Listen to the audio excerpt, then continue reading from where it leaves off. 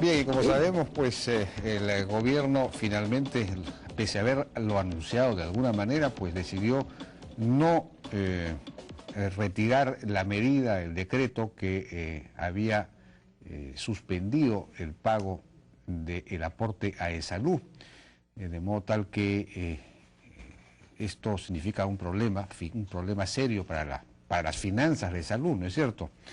Son 600 millones de soles el hueco, el forado que se le abre a ESALU como consecuencia de esa medida, o se le ha abierto hasta ahora en un año de vigencia de este decreto. Debería ser retirado porque se dio pues para combatir una situación de recesión. Esa situación ya no existe. Sin embargo, como estamos en un año electoral, aparentemente el gobierno pues quiere mantener ese beneficio, pero en perjuicio de las finanzas de ESALU. Hemos invitado a Fernando Barrios, que es el presidente de esta entidad. Fernando, ¿cómo estás? Buenas noches. ¿Qué tal? Muy buenas noches, Jaime. Muchas gracias. Bueno, son 600 millones de soles menos que han recibido ya, ¿no es cierto?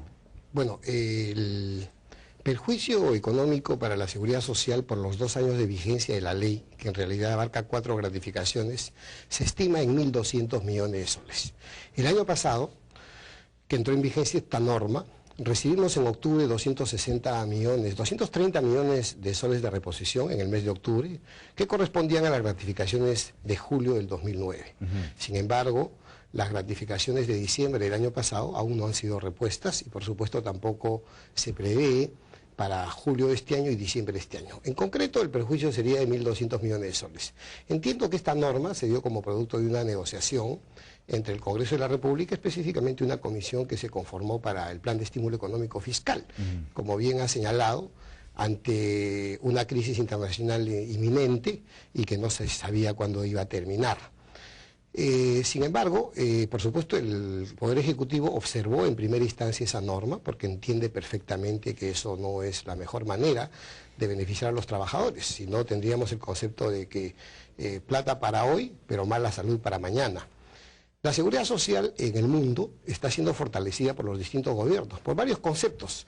Quisiera utilizar este espacio que tú gentilmente me proporcionas pero para eso ya cosas sería estructurales. No, pero eso ya, pues, digamos, conocemos el problema que se ha originado y no va a ser posible, según parece, un crédito suplementario adicional para reponer lo que no se va a poder captar. Tendría que buscarse alguna fórmula, por supuesto. Estamos trabajando con el Ministerio de Economía. En todo caso, el Congreso también podría muy bien evaluar una posibilidad, dado que como titular de salud me corresponde, no es la plata para la gestión propiamente dicha, sino para la propia sostenibilidad de la institución. Históricamente, la seguridad social a lo largo de la historia del Perú ha sido expropiada, creo que el término cabe, de distintos recursos, en algún momento para construir carreteras o para tapar déficits fiscales, construir edificios ineficientes. Eso por lo menos hasta los años 90 fue así, ¿no? Exactamente, pero no queremos nuevamente vernos en esa situación. Por eso es que la Constitución prevé que los recursos de salud en la práctica son intangibles, y cuando se hizo el cálculo de cuánto se necesitaba aportar, se consideró sobre la remuneración bruta anual. De hecho, nos ha afectado. Y en el mundo, Jaime, hay una tendencia muy clara: la población envejece cada día más y las enfermedades son más crónicas, por lo tanto más costosas. Todos los países están haciendo reformas para fortalecer económicamente sus sistemas de salud públicos. Obama es un ejemplo.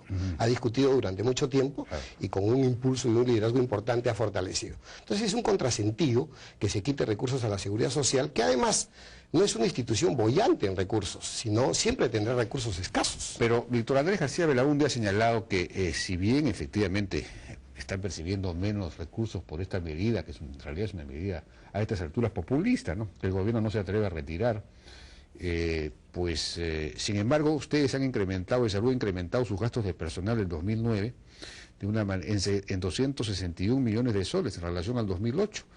Eran de en 2009 se gastó 2.403 millones de soles y el 2008 2.140, es decir, un incremento de más del 10%, digamos. Sí, quisiera explicar, efectivamente, es una magnífica pregunta, pero hay que considerar que salud, cuando recibimos la institución teníamos un déficit de 209 millones de soles, evidentemente, y el número de asegurados era 6.200.000. Ahora tenemos 8,5 millones y este año se prevé que seremos 9 millones de asegurados, de los cuales solamente contribuye el 45% aproximadamente. El resto son familiares beneficiarios, ¿no es cierto? El año pasado, efectivamente, se ha mostrado un incremento importante debido a lo siguiente. No hay que olvidar que hemos inaugurado 56 policlínicos y además hemos inaugurado 14 hospitales. Prácticamente estamos inaugurando cada mes un hospital. Inevitablemente, esos hospitales necesitan personal. Solo como ejemplo, el Hospital Negreiros, que está acá en el Callao, camino al aeropuerto, necesita 500 personas. Nosotros hemos contratado en estos últimos 4 años porque teníamos una enorme brecha de oferta y demanda. Por eso es que no podemos atender a tiempo.